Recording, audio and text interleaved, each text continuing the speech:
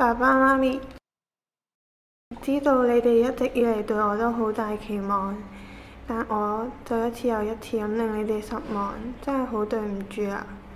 雖然我一直冇表達出嚟，但我一直都好感激你哋，而且覺得你哋真係最好嘅父母。